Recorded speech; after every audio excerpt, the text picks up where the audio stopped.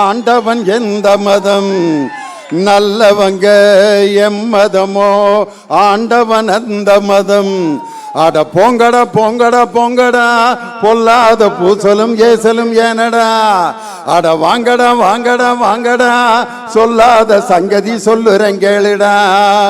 அந்த ஆண்டவன் தான் முஸ்லீமா இல்லை கிறிஸ்துவனா இல்லை இந்துவா. உன் மதமா என் மதமா ஆண்டவன் எந்த மதம் நல்லவங்க எம் மதமோ ஆண்டவன் அந்த மதம். உன் மதமா என் மதமா ஆண்டவன் எந்த மதம். தம்பி திருமாவும் எம் மதமோ ஆண்டவன் அந்த மதம். அருமையாக இன்று பிறந்த நாளை கொண்டாடி 11 மணிக்கு வந்தேன் நானுங்க. எப்போ எனக்கு பேசுறதுக்கு நேரம் கிடைச்சிருக்கு பாருங்க. வேற எந்த மேடையிலும் இவ்வளவு நேரம் காத்திருந்து பேசுவதற்கு நான் தயாராக இருந்ததில்லை. ஒரு மாபெரும் எழுச்சி தமிழனின் பிறந்த நாளுக்காக எத்தனை மணி நேரம் வேண்டுமானாலும் காத்திருந்து இந்த ஒலி வாங்கியில் நான் பேசுவேன். ரொம்ப அற்புதமாக இந்த பிறந்த நாள் நிகழ்ச்சி நடந்து கொண்டிருக்கிறது. கேக் வெட்டி இன்னும் வாழ்த்திலிருந்து அவர் முடியல. நிறைய பேர் இப்போ நிப்பாட்டி வச்சுருக்காங்க. எல்லாரும் என்னையை திட்டிகிட்டு இருப்பாங்க. நாங்கள் வாழ்த்து மடல் எல்லாம் கொண்டு வந்துக்கிட்டு இங்கே நின்றுக்கிட்டு இருக்கோம். இந்த ஆளை வேற குறுக்க பேச விட்டாங்களேன்னு அவங்களுக்கு இடையில தான் இப்போ நான் நின்றுக்கிட்டு இருக்கேன். சிவராத்திரியில் விழித்திருந்தால் சிவலோக பதவிக்கு செல்லலாம் என்ற நம்பிக்கை. வைகுண்ட ஏகாதேசிக்கு விழித்திருந்தால் வைகுண்ட பதவிக்கு போகலாம் என்று ஒரு நம்பிக்கை. ஆனால் இந்த விடுதலை சிறுத்தைகள் இன்று விழித்திருக்கின்ற இந்த இரவு பாசிசத்தை அடக்கி ஒரு இலட்சியத்தை அடைகின்ற அந்த இலக்கை நிர்ணயிக்கின்ற ஒரு இரவு. இன்னைக்கு கிருஷ்ண ஜெயந்தி, அதாவது கிருஷ்ணருக்கு பிறந்த நாள். கிருஷ்ணருடைய நிறமும் கருப்பு தான். அந்த கிருஷ்ணர் எப்படி அர்ஜுனருக்கு தேரோட்டியாக இருந்து இந்தியா கூட்டணி என்ற ரதத்தை எங்கள் தலைவர் மு.க. ஸ்டாலின் என்ற அர்ஜுனன் நடத்தி கொண்டிருக்கக்கூடிய அந்த ரதத்திற்கு தேரோட்டியாக இருக்கின்ற கிருஷ்ணன் யார் என்றால் எங்கள் அன்பு சகோதரர் தொல் திருமா. பாசிசத்தை அடக்குகின்ற இந்தியா கூட்டணி என்ற தேருக்கு அர்ஜுனராக இருக்கும் எங்கள் தளபதி மு.க. ஸ்டாலினுக்கு தேரோட்டியாக வாய்த்த ஒரு அற்புதமான கிருஷ்ணன் தான் என் அருமை சகோதரர் தொல் திருமா அவர்கள். தொல்காப்பியன் திருமாவளவன், என்ன பேர் பாருங்க. அடடடடா. தொல்காப்பியம்ங்கிற அந்த இலக்கண நூலில் தான் 8 வகை மெய்ப்பாட்டியலில் முதல் வகை மெய்ப்பாடு என்று எதை சொன்னார்கள்னா நகையே, அழுகை, இழிவரல், மறுக்கை, அச்சம் என்று 8 வகை மெய்ப்பாட்டியல். அதுல முதல் மெய்ப்பாடு எதுன்னா நகை, அதாவது சிரிப்பு. 60வது பிறந்த நாளில் நான் பேசிய அந்த பேச்சை கேட்டு அவர் துள்ளி குதித்த அந்த சிரிப்பை பார்த்து உலகமே அயர்ந்து போனது. அதே சிரிப்பை 4 ஆண்டுகளுக்கு பிறகு இந்த மேடையில் பார்க்க வேண்டும், கேட்க வேண்டும் என்ற நோக்கத்தில் நீங்கள் எல்லாம் ரொம்ப ஆர்வமாக இங்கே அமர்ந்திருக்கிறீர்கள். எனக்கு ரொம்ப பிடிச்சிருந்த கூட்டத்தில் என்னன்னா, இந்த பானையில் ஒருத்தர் பூவை போட்டுக்கிட்டே இருந்தார் பாருங்க. அவர் தான் உண்மையிலே கவியரங்கத்தை ஹிட்டாக்குனதே அவர் தான். நல்ல கவிதையில அருமையான செய்தி வர்றப்ப நீங்க வேற எங்கேயாவது கவனிச்சுக்கிட்டு இருந்தீங்கன்னா அவர் தான் பூவை போட்டு அந்த வாக்கியத்தை கவனியா அப்படின்னு சொல்லி அந்த பூ வைக்கிறதுக்கு அவர் ஒரு தட்டை கூட தேர்ந்தெடுத்திருக்கலாம். ஆனா அவர் எதை தேர்ந்தெடுத்திருக்கார் பாருங்க. எங்கள் தம்பி தொல் திருமா அவர்கள் வெற்றி பெற்ற அந்த பானை சின்னத்தை அதுக்குள்ள பூவை வச்சு அப்படியே ஒன்னொன்னா தூக்கி போட்டுக்கிட்டே இருக்காரு. இப்ப நான் பேசுறப்ப அந்த பானையை கொஞ்ச நேரம் தலையில மட்டும் வச்சிருங்க. ஏன்னா பூவை போட்டுக்கிட்டே இருந்தீங்கன்னா எப்போ கை தட்டுறதுன்னு அவங்களுக்கு தெரியாமல் போயிடும். இங்கே அமர்ந்திருக்கக்கூடிய அற்புதமான ஊடகவியலாளர்கள் ஒவ்வொருத்தருக்கும் நான் மிக அற்புதமான ரசிகன். இந்த மேடையில் உட்கார்ந்துருக்க அவ்வளோ பேருக்கு நான் ரசிகன்.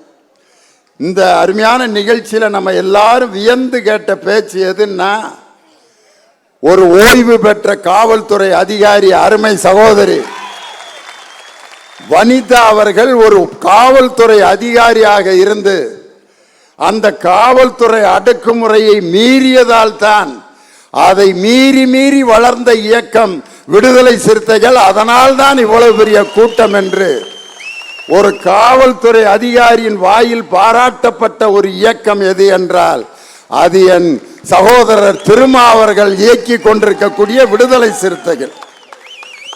அதனால நல்ல சிரிக்கணும். முதல்ல இந்த சிரிக்காத ஆளால தான் நாட்டில் பெரிய பிரச்சனைய.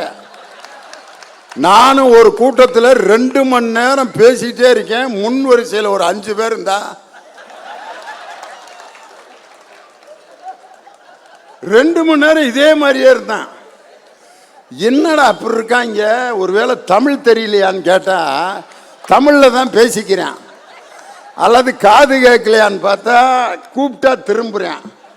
அப்புறம் ஏன்டா சிரிக்கல அப்படின்னு பார்த்தா அங்க மேட்ரு இல்லை. இதை நான் சொல்லல, கலைவாணர் NS கிருஷ்ணன் சொன்னார். சிந்திக்க தெரிந்த மனித குலத்திற்கே சொந்தமான கையிருப்பு வேறு எந்த ஜீவராசிகளும் செய்ய முடியாத செயலாகும் இந்த சிரிப்பு. இது அதிகாரிகளின் ஆணவ சிரிப்பு, இது சதிகாரர்களின் சாகச சிரிப்பு, இது அடங்கி நடப்பவனின் அசட்டு சிரிப்பு, இது சங்கீத சிரிப்பு.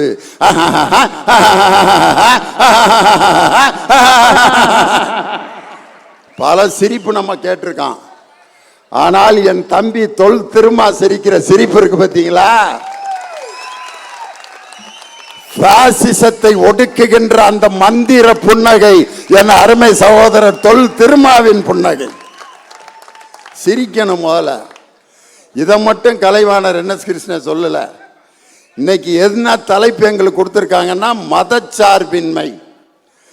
என் தம்பி தொல் திருமாவை ஒரு ஜாதியினுடைய பிரதிநிதியாக, ஒரு ஜாதி சங்க தலைவராக என்னால் பார்க்க முடியவில்லை.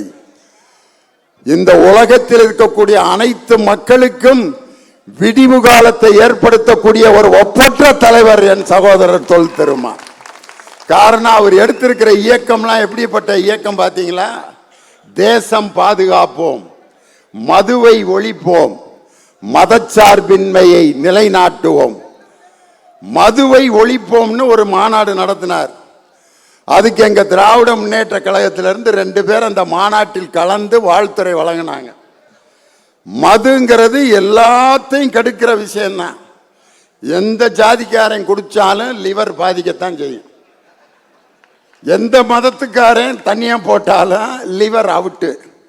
அது இந்துவா இருந்தாலும், கிறிஸ்தவனா இருந்தாலும், இஸ்லாமியனா இருந்தாலும், உயர்ந்த ஜாதியா இருந்தாலும், தாழ்ந்த ஜாதியா இருந்தாலும், மது என்பது ஒரு மனிதனின் உடலையும் மனதையும் கெடுக்கக்கூடியது. இது உலகத்திற்கே பொதுவான ஒரு விஷயத்தை எடுத்து மதுவை ஒழிப்போம் என்று மாநாடு நடத்தக்கூடிய தில்லு ஒரு தலைவருக்கு இருக்குன்னா அது என் சகோதரர் தொல் திருமாவுக்கு தான். இந்த கூட்டத்தில் நிறைய பேர் தண்ணி போட்டு பழகினவங்க இருக்கலாம்.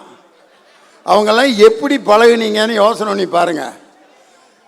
அந்த தண்ணி போட்டுக்கிட்டு இருப்பாங்க. இந்த பழக்கம் இல்லாத ஒருத்தன் உட்காந்துருப்பேன். அவனை எப்படி தட்டையத்து வாங்கி தெரியுமா? மாப்பிள்ள கொஞ்சம் வேணாண்டா, எனக்கு சேராதுன்னு உனக்கு எப்படா தெரியும்? நீ சாப்பிடவே இல்லைல, சும்மா கொஞ்சம்டா. ஃபாரின்ல விஷம் வாங்கினா பின்ன சாகாமையா இருப்பேன். எந்த நாட்டில் விஷம் வாங்கினாலும் சாவு தான். ஏத்துறான் ஃபாரின் மாப்பிள்ள ஒரு கட்டிங்க. வேணாண்டா, சொன்னா கேளுங்கடா அப்படின்னு சொல்றப்பே ஊத்தி சுடு தண்ணியை ஊத்தி வாய்க்குள்ள தள்ளிட்டான் அவன். டேய் வாந்தி வருதுடா அப்படிங்கிறான். அதுக்கு இவன் சொல்றேன், வாந்தி வந்துருச்சுல்ல, உனக்கு ஒத்துக்குருச்சுன்னு அர்த்தம். முடிச்சிட்டான் ஒருத்தன் ஜோலிய. சொல்லி கொடுத்தவன் 10 வருஷம் கழிச்சு விடுதலை சிறுத்தை கட்சியில சேர்ந்து திருந்திட்டான். அந்த ட்ரைனிங் எடுத்தவன் சாக்கடையில் அன்றாயிரோட படுத்து கிடக்கிறான். இந்த மது ஒழிக்கப்பட வேண்டும் என்று எல்லோருக்குமான ஒரு விஷயத்தை மாநாடு நடத்தி சொல்லக்கூடிய ஆற்றல் ஒரு தலைவனுக்கு உண்டென்றால் அது என் தம்பி தொல் திருமா அவர்கள் தான். மதச்சார்பின்மையை பாதுகாப்போம். இன்னைக்கு நாட்டில் ஒருத்தரை எதிர்த்து கேள்வி கேட்கறதுக்கு யோசிக்கிறான். கேள்வி கேட்பது தான் அறிவினுடைய தொடக்கம். ஆனா இன்னைக்கு நம்ம என்ன கேள்வி கேட்கிறோம்? ஒருத்தனை பார்த்தா சாப்பிட்டியா அப்படிங்கிறான். சாப்பிட்டேன். இதெல்லாம் சாதாரணமாக கேட்குற கேள்வி. நல்லா இருக்கியா? நல்லா இருக்கேன். ஏதோ உங்கள் புண்ணியத்தில் நல்லா இருக்கேன். ஏன் சில பேர் நல்லா இருக்கேன்னு சொல்ல மாட்டான். நல்லா இருக்கியா? ஏதோ இருக்கேனப்பா, ஏதோ இருக்கேன். வசதியாக இருக்கியா? அதெல்லாம் ஒன்றும் இல்லை சும்மா அப்படிமா. ஏன் நல்லா இருக்கேன்ட்டு சத்தமாக சொல்ல மாட்டேங்கிறான்னா அடுத்து கடன் கேட்க வந்துடுவாங்கன்றதுக்காக தான். ஏதோ இருக்கேன். இருக்கிறதுலே ரொம்ப ஒஸ்டான கேள்வி எதுன்னா, இந்த தூங்குறவனை எழுப்பி தூங்குறியான்னு கேட்பேன். அவன் ஆமாடா அதான்டா தூங்கிட்டேன், அப்புறம் எழுப்பி கேட்டுக்கிட்டு இருக்கா. இல்லை உன்னை அப்பா நல்லா தூங்க சொன்னார் அப்படின்னா. கேடுகட்ட கேள்வி இதுதான்.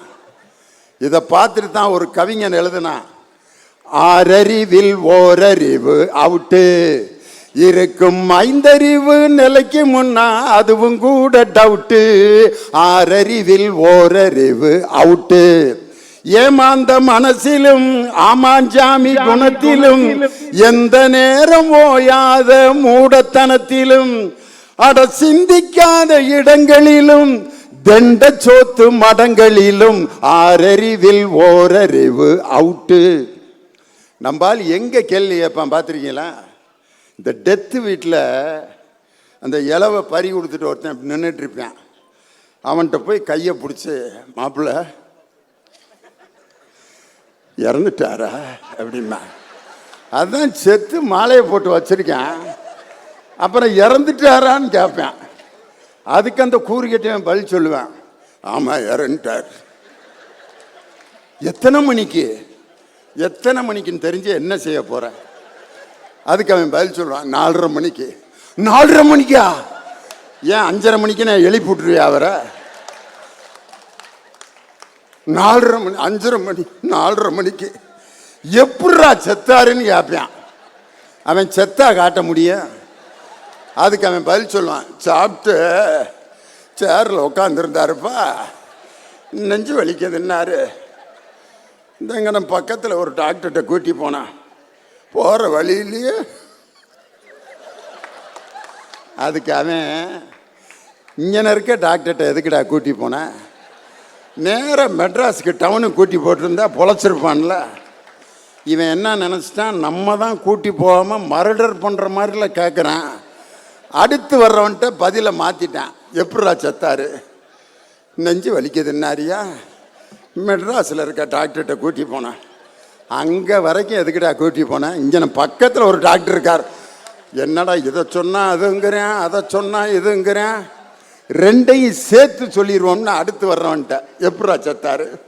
நெஞ்சு வலிக்குதுன்னாரியா, இந்த பக்கத்தில் இருக்க டாக்டர்கிட்ட கூட்டி போனோம், அவர் மெட்ராஸுக்கு கூட்டி போக சொல்லிட்டார் அப்படின்னா. அதுக்கு இவன், எதுக்குடா ஊர் ஊராக தூக்கிட்டு தெரிஞ்ச, அதுதான் கண்ணு மேலே ஏறிக்கிருச்சு இல்லை, பேசாமல் வீட்டில் வச்சுருந்தா நிம்மதியாக இறந்துருப்பார்லங்கிறான். அடுத்து வர்றவன்ட்டு என்ன பதில் சொல்லியிருப்பான்னு நினைக்கிறீங்க? எப்படா செத்தாரு? நீயே எழுப்பி கேட்டுக்கடா, நான் எது சொன்னாலும் நம்ப மாட்டேங்கிறானு. கேள்வி எவன் கேட்கிறானோ அவன்தான் அறிவை பெற முடியும் என்று சொன்ன சாக்ரட்டீஸை போல தன் தொண்டர்களை கேள்வி கேட்டு அறிவை பெற வைத்த ஒரு தலைவர் யார் என்றால் அது என் சகோதரன் தொல் திருமா. இன்னைக்கு சுடுகாட்டில் கூட ஜாதியும் மதத்தையும் பார்த்து, அந்த புதைக்கிற மண்ணில் கூட இன்னைக்கு ஜாதி மத வேறுபாட்டை பார்க்கின்ற இந்த கேடுகட்ட சமுதாயம். தேனிசை தென்றல் தேவாண்ணனை ஒரு நாள் பார்க்க போனேன். ஒரு சம்பவம் சொன்னார். என் ஃப்ரெண்டு இறந்துட்டான்னு சுடுகாட்டுக்கு போயிருந்தேனப்பா. அப்போ ஒருத்தன் மண் வெட்டி இப்படி அள்ளி போட்டுக்கிட்டே இருக்கேன். பாடி அங்கே இருக்கு. தேவன் சூப்பராக ட்ரெஸ் பண்ணிட்டு இப்படி போய் நிற்கிறாரு. அந்த ஃப்ரெண்டு இறந்துட்டான்னு அழுதுகிட்டு இருக்காரு. அந்த மண் அள்ளி போட்டவன் இப்படி அள்ளி போட்டுக்கிட்டே, தேவனே நல்லா இருக்கியா?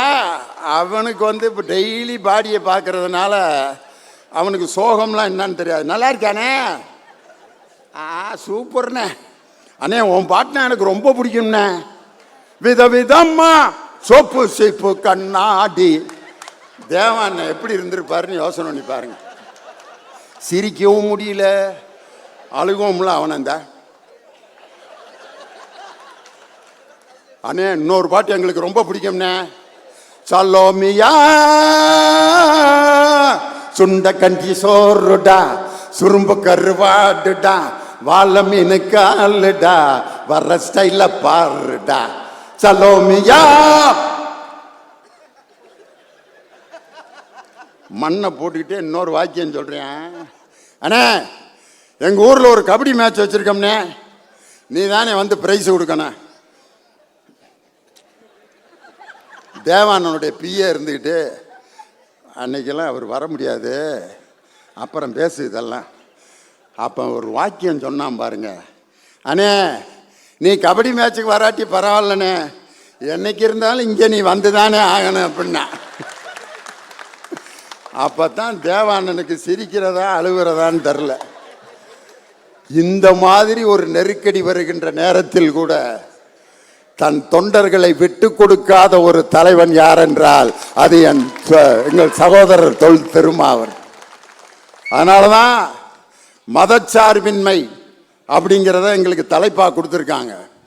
உள்துறை அமைச்சர் மாண்புமிகு அமித்ஷா அவர்கள் மதுரைக்கு வந்த போது ஒரு பேச்சு பேசினார். என்ன பேச்சுனா, திராவிட முன்னேற்ற கழகத்துக்காரர்கள் திருப்பரங்குன்றத்தை சிக்கந்தர் மலையாக மாற்றிவிட்டார்கள். ஏயா யாராவது இது வரைக்கும் அப்படி சொன்னோமா? அந்த தொகுதிக்கு பேரே திருப்பரங்குன்றம் தொகுதி தான். யாராவது சிக்கந்தர் மலை தொகுதின்னு சொல்லியிருக்கோமா? பாட்டு இது வரைக்கும் பூவை செங்குட்டுவன் எழுதின பாட்டு, திருப்பரங்குன்றத்தில் நீ சிரித்தால் முருகா திருத்தணி மலை மீது எதிரொலிக்கும் அப்படின்னு தான் பாட்டு இருக்கு. சிக்கந்தர் மலை மீது நீ சிரித்தால் முருகா நாகூர் தர்காவிலே எதிரொலிக்கும் அப்படியா பாடியிருக்கான். ஒரு உள்துறை அமைச்சர் ஒரு ஊருக்கு வந்து திருப்பரங்குன்றத்தை சிக்கந்தர் மலையாக மாற்றிவிட்டார்கள் என்று அரசியலுக்குள் மதத்தை புகுத்திய அந்த பாஜகவுக்கு சிம்ம சொப்பனமாக பாராளுமன்றத்தில் இருக்கின்ற ஒரு அன்பு தலைவர் என் சகோதரர் தொல் திருமா. பேரறிஞர் அண்ணா பாராளுமன்றத்துக்கு போன உடனே பேசிய பேச்சு, I am C.N. Annadurai from Dravidian stock. My country is industrially ill, economically dull, but educationally nil. I am C.N. Annadurai from Dravidian stock. I am from Madras state, which would be called as Tamil Nadu in future. அப்படின்னார். ஆங்கிலத்தில் பேசிய அண்ணாவின் பேச்சை கேட்டு அன்று பாராளுமன்றமே வியந்து பார்த்தது. அதே போல் என் தம்பி தொல் திருமா பாராளுமன்றத்தில் பேசிய அந்த ஆங்கில உரை அனைத்து கட்சிக்காரர்களும் யார் இந்த மனிதர் என்று பார்க்கின்ற அளவிற்கு தமிழகத்தினுடைய கோரிக்கைகளையும் சிறப்புகளையும் ஆங்கிலத்திலே கம்பீரமாக புரட்சியாளர் அம்பேத்கரை போல் பேசிய தலைவர். அதுக்காக தான் லியோனி 1:30 மணிக்கு இங்கே பேசிட்டு இருக்கேன். 1:30 மணிக்கு ஒருத்தருடைய பிறந்த நாளில் இதுவரைக்கும் என் வாழ்க்கையில் நான் பேசினதே கிடையாது. எங்கள் வீட்டுக்காரமாக கேட்குறாங்க, என்பையா மீட்டிங்லாம் போயிட்டா 10:30க்கெலாம் வந்துடுவேன், 10:30க்கு பிறப்பிட்டு போறியே என்னையா அப்படி மீட்டிங்னு கேட்டாங்க. மற்ற எல்லா கூட்டங்களை விட இது வித்தியாசமான கூட்டம், அதுக்காகத்தான் நான் போறேன்னு. அந்த அருமையான ஒரு தலைவனுக்கு இன்று பிறந்த நாள். அந்த அமித்ஷா அது மட்டுமா பேசினாரு? பாராளுமன்றத்தில் என்ன பேசினாருன்னா, இப்பொழுது அம்பேத்கர் அம்பேத்கர் என்று சொல்வது ஒரு ஃபேஷன் ஆகிவிட்டது. கடவுளுடைய பெயரை சொன்னாலாவது நாட்டில் நல்லது நடக்கும். ஒரு உள்துறை அமைச்சர் பேச வேண்டிய பேச்சாயாது.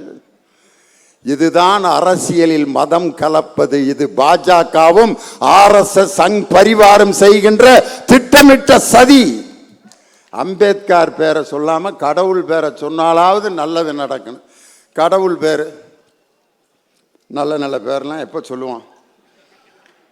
ஏதாவது தப்பா சொல்லிட்டா சிவ சிவா அப்படிமா. அப்படின்னா என்ன அர்த்தம்? தப்பா சொல்லாதரான்ட்டு சிவா சிவான்னு. அதே மாதிரி நான் செவனேன்னு கடந்தேன், என்னை வந்து வம்புழுத்துட்டேன் அம்மா. செவனேன்னு கிடக்கிறதுனா என்ன அர்த்தம்னா சும்மா இருக்கிறதுன்னு அர்த்தம். செவனேன்னு இருக்கேன். இதுதான் சக்தி இருந்தால் செய்ய, இல்லாட்டி செவனேன்றான்ட்டு நம்ம கிராமத்தில் ஒரு பழமொழி இருக்கு. இன்னைக்கு நான் கேட்குறேன், ஒருத்தன் நல்ல காரியத்துக்கு போகிறப்ப கோவிந்தா கோவிந்தா அப்படின்னு சொன்னால் ரொம்ப நன்றியா அப்படின்னு சொல்லுவான். அவன் சொல்லி பாருங்க, யாராவது ஒருத்தர் பரீட்சைக்கு போறீங்க, தம்பி போறாரு, பரீட்சைக்கு போயிட்டு வரவா, போயிட்டு வா கோவிந்தா, அப்படியே நான் பரீட்சையில் பாஸ் ஆகணுமா வேணாமாடான்ட்டு. அது உண்மையிலே ஒரு கடவுள் பேர் தான். ஆனால் அதை சொன்னால் யாராவது அதை நல்லதுன்னு ஏற்றுக்கிறானா? ஒரு கல்யாணத்தில் தாலி கட்டுறப்ப பக்கத்தில் போய் நின்று கோவிந்தா கோவிந்தா கொன்னே விடுவாங்க நம்மளை. அது என்ன கடவுள் பேரை சொன்னால் நல்லது நடக்கும், அம்பேத்கர் பேரை சொல்வது வாடிக்கையாகிவிட்டது என்று. ஒருமையில் தாம் பெற்ற கல்வி எழுமையும் ஏமாப்புடைத்து என்று புரட்சியாளர் அம்பேத்கர் கற்ற கல்வி இந்த உலகம் முழுவதற்கும் பயன்படுத்திய தலைவர் புரட்சியாளர் அம்பேத்கர். அவர் வெளிநாட்டில் படித்துவிட்டு வந்தவுடன் உச்சநீதிமன்ற நீதிபதி பொறுப்பு அவருக்கு தரப்பட்டது, வேண்டாம் என்று விட்டார். மிகப்பெரிய கவர்னர் பொறுப்பு தரப்பட்டது, வேண்டாம் என்று சொல்லிவிட்டார். எந்த பொறுப்பை ஏற்றுக்கொண்டார் என்றால் சட்ட அமைச்சர் பொறுப்பை ஏற்றுக்கொண்டார். ஏனென்றால் இந்திய அரசியலமைப்பு சட்டத்தை உருவாக்கி என் மக்களை நான் தாழ்நிலையில் இருந்து உயர்த்துவதற்கு அந்த பொறுப்பை தான் நான் ஏற்றுக்கொள்வேன் என்று சொன்ன சட்ட மாமேதை அம்பேத்கருடைய அந்த வழியில் உண்மையிலேயே முருகனை இன்னைக்கு அவர்கள் பயன்படுத்தி அரசியல் தலைவராக இன்னைக்கு முருகனை வச்சு ஓட்டு கேட்டுக்கிட்டு இருக்காங்க. ஒரே ஒரு செய்தியை சொல்லி முடிச்சிடறேன். நான் நடித்த கங்கா கௌரின்னு ஒரு படம் பார்த்துருப்பீங்க. வடிவேலும் அருண் எனக்கு மகனுகளாக நடிச்சிருப்பாங்க. அதில் கஞ்சனை நடிச்சிருப்பேன். அப்போ ராத்திரி தூங்குறப்ப சாவி கொத்தை வச்சுட்டு இப்படியே தூங்கிட்டு இருப்பேன். என் மகனுங்க 2 பேரும் கொள்ளையடிக்கிறதுக்கு ஐடியா பண்ணி அந்த சாவி கொத்தை எடுத்துட்டு ஒரு வேல் கம்பை சொருகி விட்டுருவாங்க. சொருகி விட்டு சாவி எடுத்துட்டு அவங்க பீரோவை திறந்து பணத்தை எடுத்துகிட்டு போயிட்டான். நான் வேல் கம்பை பிடிச்சிக்கிட்டே இருந்துட்டு காலையில் பார்த்து, முருகா என்ன முருகா திடீர்னு என் கைக்கு வந்துட்டேன் அப்படின்ட்டு. நான் முருகனை கும்பிட்டுக்கிட்டு இருக்கேன், என் சொத்தை பூரா கொள்ளையடிச்சிட்டு போயிட்டாங்க. பாஜக இப்படித்தான் முருகன் மாநாட்டை நடத்தி மக்கள் கையில் அந்த வேல்கம்பை கொடுத்து நமது சொத்துக்களை எல்லாம் கொள்ளையடித்து வருவதற்காக அந்த முருகன் மாநாட்டை நடத்தி கொண்டிருக்கிறார்கள். மதத்தால் பிளவுபடுத்துகின்ற அந்த பாஜகவினுடைய சூழ்ச்சியை முறியடிக்க வேண்டும். இன்னைக்கு எப்படிப்பட்ட மத ஒற்றுமை இன்னைக்கு நம்ம நாட்டில் இருக்கு. ஒரு கோயிலில் சாமி கும்பிட்டு, ஒரு கணவன் மனைவி சாமி கும்பிட்டு விபூதியெல்லாம் அடிச்சுட்டு மனைவியை பின்னால் உட்கார வச்சு இப்படி ஓட்டிட்டு வர்றேன். அவங்க பின்னால் உட்காந்து வர்றதுலேயே கல்யாணம் முடிஞ்சு எத்தனை வருஷம் ஆச்சுன்னு கண்டுபிடிச்சிடலாம். பின்னால் உட்காந்து இறுக்க இடுப்பை பிடிச்சிருக்காங்கன்னா இப்போ தான் மேரேஜ் ஆயிருக்குன்னு அர்த்தம். இந்த சட்டை காலரை மட்டும் பிடிச்சிட்டு வந்திருக்காங்கன்னா மேரேஜ் ஆகி 3 வருஷம் ஆச்சுன்னு அர்த்தம். இந்த பேண்ட்டில் இருக்க கொக்கியில் விரலை மாட்டிகிட்டு உட்காந்துருக்கான், கல்யாணம் ஆகி 6-7 வருஷம் ஆச்சுன்னு அர்த்தம். பின்னால் கம்பியை பிடிச்சிட்டு உட்காந்துருக்குன்னா 15 வருஷம் ஆச்சுன்னு அர்த்தம். எதையுமே பிடிக்காம இருந்துச்சுன்னா 20 வருஷம் ஆச்சுன்னு அர்த்தம். ஏன்னா விழுந்தா 2 பேரும் சாமன், இனிமே வாழ்ந்தா என்ன வாழாட்டி என்னான்ட்டு. பின்னால் மனைவியை உட்கார வச்சு ஓட்டிட்டு வர்றேன். அப்போ அந்த அம்மா அந்த சேலையை கவனிக்காமல் அந்த சேலை சக்கரத்தில் சுற்றி, அந்த சேலை முழுவதும் சக்கரத்தில் சுற்றிருச்சு. மேலாடை இல்லை அந்த பொண்ணுக்கு. 2 கையை வச்சு தன் மானத்தை மறைப்பதற்கு நின்று கொண்டிருந்தால் அந்த தமிழ் சகோதரி. அந்த நேரத்தில் ஒரு இஸ்லாமிய பெண் நல்ல பர்தா போட்டுக்கிட்டு 2 வீலரில் வர்றாங்க. வந்து இந்த காட்சியை பார்த்துட்டு உடனே தன் தலையில் அமர்ந்திருந்த அந்த பர்தாவை கலட்டி அந்த தமிழச்சியின் உடம்புல போட்டுட்டு, என் மத அடையாளம் எனக்கு முக்கியமில்லை, ஒரு தமிழச்சியின் மானம்தான் எனக்கு முக்கியம் என்று சொல்லி மத ஒற்றுமை நிலைநாட்டிய மண் இந்த தமிழகம். அதனால பாஜகவின் சூழ்ச்சி இந்த தமிழகத்தில் எந்த காலத்திலும் வெல்வதற்கு வாய்ப்பே இல்லை. அப்படிப்பட்ட மதத்தினால் நம்மை பிளவுபடுத்துகின்ற அந்த சக்தியிடமிருந்து நம்மை மீட்கக்கூடிய மிகப்பெரிய ஆயுதம் நமது கையில் இருக்கக்கூடிய தந்தை பெரியாரின் சித்தாந்தமும் அண்ணல் அம்பேத்கர் அவர்கள் கற்றுக் கொடுத்த படி கற்பி புரட்சி செய் என்ற அந்த சிந்தனைகளும் தான். இன்னைக்கு நான் ஒரே ஒரு செய்தியை சொல்லி முடிச்சிடுறேன். நம்ம மேல 133 அடி உயரத்தில் முத்தமிழறிஞர் டாக்டர் கலைஞர் அவர்களால் கட்டி முடிக்கப்பட்டு இன்று உலகமே வள்ளுவரை பார்த்து வியந்து கொண்டிருக்கக்கூடிய அந்த சிலை சுனாமியால் ஏன் பாதிக்கப்படவில்லை என்ற காரணம் உங்களுக்கு என்னவென்று தெரியுமா? அதுக்குள்ள இருக்க அறிவியல். 8 அடி அகலம், 16 அடி நீளம், கீழே இருக்கக்கூடிய அந்த மேடை உள்ளுக்க காற்று இருக்கக்கூடிய ஒரு மேடை. அந்த மேடையிலிருந்து அந்த 133 அடி உள்ள அந்த வள்ளுவர் சிலை உள்ளே குகை போல உள்ளீடற்ற ஒரு இடைவெளிக்குள் தான் அந்த வள்ளுவர் சிலை இருக்கிறது. அதற்குள் காற்று உள்ளே போய் வந்து கொண்டிருக்கிறது. இந்த சிலை அமைப்பிற்கு பெயர் திராவிட மாடல் சிலை அமைப்பு. திராவிடர்கள் அமைத்த சிலைகள் அனைத்துமே உள்ளுக்குள் காற்று புகுந்து மீண்டும் வெளியே வருகின்ற அந்த சிலை. அதனால் தான் சுனாமி என்ற காற்று அடிக்கும் பொழுது உள்ளே இருக்கும் காற்றும் வெளியே இருக்கும் காற்றும் சம அளவில் இருந்ததால் தான் வள்ளுவன் என்ற அந்த சிலையை அந்த சுனாமி என்ற பேரலை கீழே தள்ளிவிடாமல் மீண்டும் திரும்பி சென்றது என்று சொன்னால், அந்த காலத்திலேயே அறிவியல் பூர்வமாக சிந்தித்த இனம் நம் திராவிட இனம், தமிழினம் என்பதை அந்த திருவள்ளுவருடைய சிலையே இன்னைக்கு நமக்கு நிலைநாட்டி கொண்டிருக்கிறது. இன்னைக்கு பார்த்தீங்கன்னா மெல்லிசை மன்னர் MS விஸ்வநாதன் இசை கலை அனைத்துமே மதத்திற்கு அப்பாற்பட்டது. மெல்லிசை மன்னர் MS விஸ்வநாதன் முகமது பின் துக்ளக் அப்படிங்கிற படத்துக்கு அவர் டைட்டில் சாங் பாடணும். கவிஞர் வாலி எழுதிட்டாரு அல்லாவை பற்றிய ஒரு பாடல். அந்த பாடலை எழுதி முடிச்சுட்டு அந்த படத்தினுடைய டைரக்டர் தயாரிப்பாளர் அவர் இந்த பாட்டை முகமது ரஃபி பாடினா நல்லா இருக்கும் அப்படின்னு சொல்லி முகமது ரஃபியை பாட வச்சார். முகமது ரஃபியை எங்கே பாம்பேலேருந்து கூப்பிட்டு வந்து ட்ரைனிங்லாம் கொடுத்து எல்லாம் பாடியாச்சு. ஆனால் ஷோவுக்கு இந்த பாட்டு முகமது ரஃபி பாடினது நல்லா இல்லை, நம்ம MS விஸ்வநாதனே பாட வைப்போம் அப்படின்னு அவர் சொல்கிறாரு. இல்லை முகமது ரஃபி MS விஸ்வநாதன் சீட்டு போட்டு எடுத்துருவோம்யா அப்படின்ட்டு முகமது ரஃபி MS விஸ்வநாதன் 2 பேர்த்து பேரையும் போட்டு சீட்டு போட்டு எடுத்தாங்க. MS விஸ்வநாதன் பேர் வந்துச்சு. MS விஸ்வநாதன் தான் அந்த பாட்டு பாடினார். இவ்வளவு பெரிய விபூதி குங்குமம் அடிச்சுக்கிட்டு MSV பாடின அந்த இஸ்லாமிய பாடல் இதுவரை இஸ்லாமியர்களுக்கான பாடல் பெஸ்ட் சாங் அதுதான். அல்லாஹு அக்பர்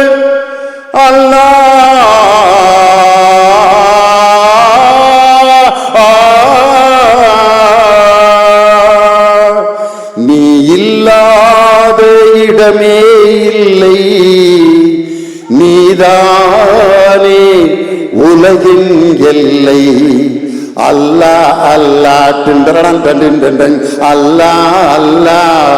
உடலுக்கு 9 வாசல், மனதுக்கு 80 வாசல், உயிருக்கு உயிராய் காணும் ஒரு வாசல் பள்ளி வாசல். அல்லாஹ் அல்லாஹ். MS விஸ்வநாதன் இவ்வளவு பெரிய விபூதி அணிந்த ஒரு இந்து பாடிய அந்த இஸ்லாமிய பாடலை தமிழகம் முழுவதும் கேட்டு ரசித்ததே மதத்திற்கு அப்பாற்பட்டது, கலையும் இசையும் என்பதை தமிழர்கள் என்றோ அறிந்து வைத்திருக்கக்கூடிய செய்தி. ஐயப்பன் கோயில்ல சபரிமலையில் இருக்கும் ஐயப்பன் எந்த பாட்டை கேட்டு தூங்குறார் தெரியுமா? கட்டச்சேரி ஜோசப் ஜேசுதாஸ் என்ற கிறிஸ்தவர் பாடிய அந்த பாடலை கேட்டுத்தான் ஐயப்பனே தூங்குறார்.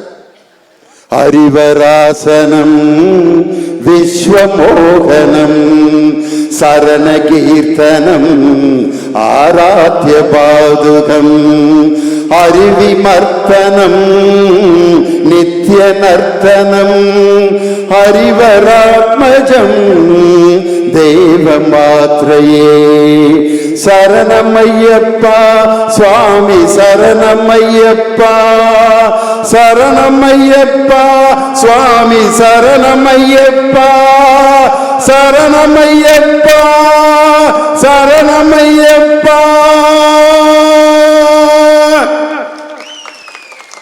ஒரு மனிதனுடைய பிறந்த நாள்ல 3 மதத்து பாட்டு இந்த நேரத்தில் ஒலித்துக் கொண்டிருக்கிறது என்று சொன்னால், மதத்திற்கு அப்பாற்பட்டு எல்லா மதங்களையும் ஏற்றுக்கொண்டு அந்த மதச்சார்பின்மையை முழுமையாக கடைபிடித்துக் கொண்டிருப்பவன் தமிழன்.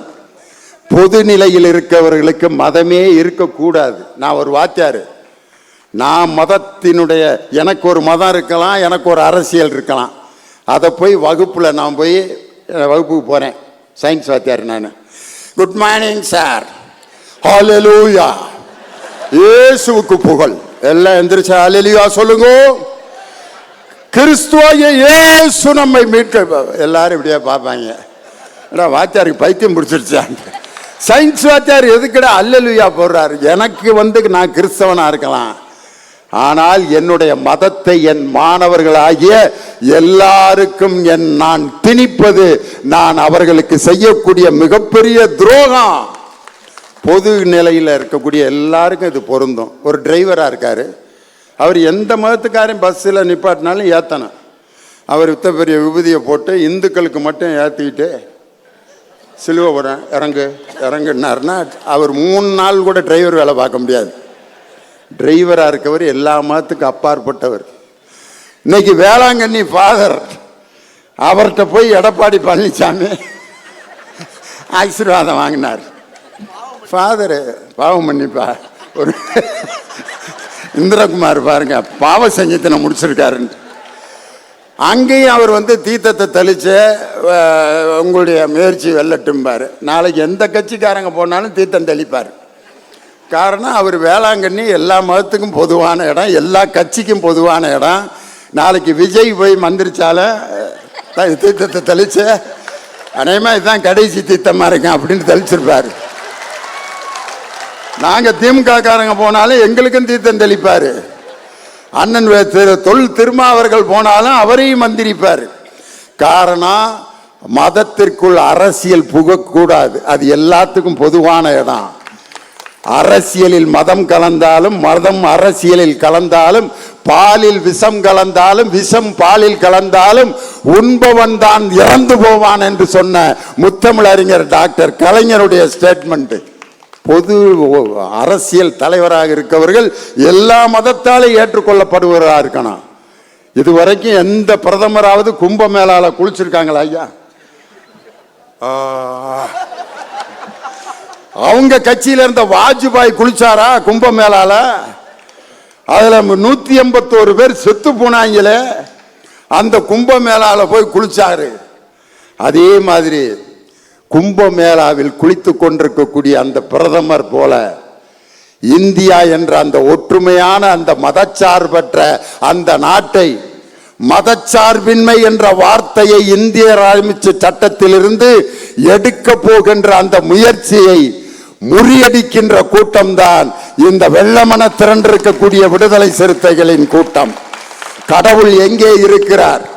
பல நூல் படித்து நீ அறியும் கல்வி, பொது நலம் நினைத்து நீ வழங்கும் செல்வம், பிறர் உயர்வினிலே உனக்கு இருக்கும் இன்பம், இவை அனைத்திலுமே இருப்பதுதான் தெய்வம். பாசமுள்ள பார்வையிலே கடவுள் வாழ்கிறான், அவன் கருணையுள்ள நெஞ்சினிலே கோயில் கொள்கிறான்.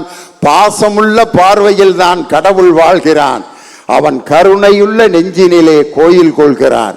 பாசிசம் என்ற மத யானையை வீழ்த்துகின்ற அந்த போர் வீரரான எங்கள் தளபதி மு.க. ஸ்டாலினின் கையில் அந்த மத யானையை வீழ்த்துகின்ற அங்குசம் யார் என்றால் அந்த அங்குசம் தான் என் சகோதரர் தொல் திருமா. பாசிசம் என்ற மத யானையை வீழ்த்துகின்ற அந்த அங்குசத்தை நீங்கள் அனைவரும் எழுந்து கரவொலி எழுப்பி இந்த பாசிசத்தை ஒழித்து மதச்சார்பின்மையை பாதுகாப்போம் என்று எழுந்து நின்று உறுதியேற்போம். பாசிசத்தை வீழ்த்துவோம் வீழ்த்துவோம் வீழ்த்துவோம் வீழ்த்துவோம். பாசிசத்தை வீழ்த்துவோம், பாதுகாப்போம் பாதுகாப்போம், மதச்சார்பின்மையை பாதுகாப்போம், வீழ்த்துவோம் வீழ்த்துவோம், பாசிசத்தை வீழ்த்துவோம், பாதுகாப்போம் பாதுகாப்போம், மதச்சார்பின்மையை பாதுகாப்போம். நன்றி, வணக்கம்.